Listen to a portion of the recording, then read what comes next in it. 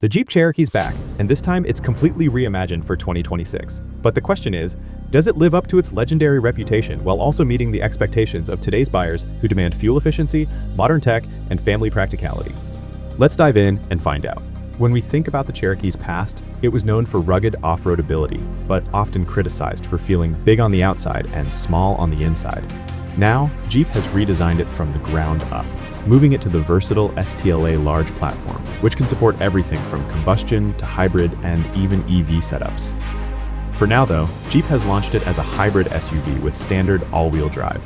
Right off the bat, that's a major shift.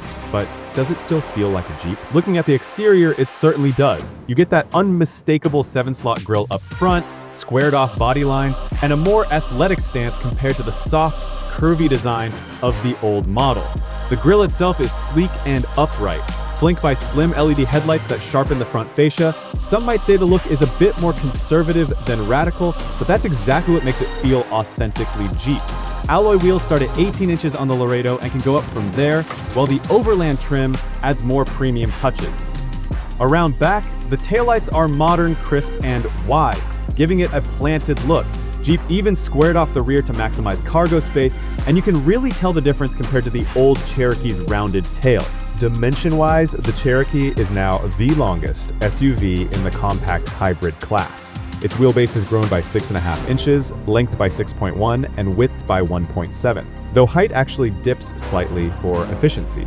That means it looks bigger on the road, and while that's great for presence, some might call it bloat in the compact class. Still, at 8 inches of ground clearance, it sits right in the sweet spot, higher than something like a Ford Escape Hybrid, but not quite as tall as a Subaru Forester Hybrid.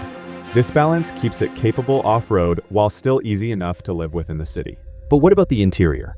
This is where Jeep really tried to fix old complaints. The front seats are larger, more supportive, and offered with available ventilation and heating, depending on trim. Materials vary by model. Base trims keep things simple with cloth and darker tones, while limited and overland trims add faux leather, brighter Arctic white finishes, and even a 10-way power driver's seat.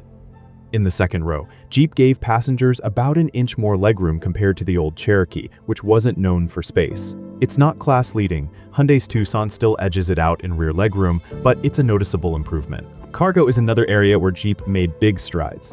With 31 cubic feet of space behind the second row, you get 30% more than before. Fold the seats down and you unlock 68 cubic feet, which is a big leap. However, here's where it still trails the Honda CR-V Hybrid and Toyota RAV4 Hybrid, which both offer more. In fact, the Cherokee only edges out models like the Subaru Forester Hybrid and Mazda CX-50. That might disappoint buyers who prioritize cargo capacity, though Jeep deserves credit for keeping the hybrid battery tucked neatly under the rear passenger floor rather than eating into cargo space. Now, let's talk technology. Every 2026 Cherokee comes with a 12.3-inch touchscreen running Stellantis's Uconnect 5 software. It supports wireless Apple CarPlay and Android Auto, plus over-the-air updates and connected services via Jeep's Connect One app. That's a strong offering, especially with 10 years of connected services included. Audio starts with a 6-speaker system, but if you move up to the Limited or Overland, you can get a premium 10-speaker setup with a subwoofer. The technology suite is very competitive for the segment, though some rivals like Hyundai offer slightly more polished infotainment systems. But here's a big one: performance. Under the hood, Jeep pairs a 1.6-liter 4-cylinder gasoline engine with 2 electric motors to deliver 210 horsepower and 230 pound-feet of torque. Power is sent through a CVT to all 4 wheels, with the rear axle capable of disconnecting to save fuel. Now, 210 horsepower isn't mind-blowing in this segment. Hyundai's Tucson Hybrid offers 226 horsepower, and Toyota's RAV4 Hybrid is right around 219 horsepower. Still, the Cherokee holds its own and even outshines the Ford Escape Hybrid, which prioritizes efficiency over power. What about speed? Jeep hasn't published an official 0 to 60 time, but given its power and CVT setup, expect it to land in the 7.5 to 8 second range. Top speed isn't going to be the headline here either. It's more about efficiency and capability. And efficiency is where the Cherokee really makes its case. 42 mpg in the city, 33 on the highway, and 37 combined. That puts it right at the top in city driving, but just behind leaders like Toyota on the highway. So if you're mostly driving in town, the Cherokee could actually be your best bet. Towing capacity sits at 3,500 pounds, which matches the RAV4 Hybrid and beats many other compact hybrids. Sure, it's down from the previous Cherokee's 4,500-pound V6 rating, but for most buyers pulling small trailers, jet skis, or camping gear, this rating will be more than enough. Safety hasn't been overlooked either. Standard features include adaptive cruise control, automatic emergency braking with pedestrian and cyclist detection, blind spot monitoring, and rear cross-path detection.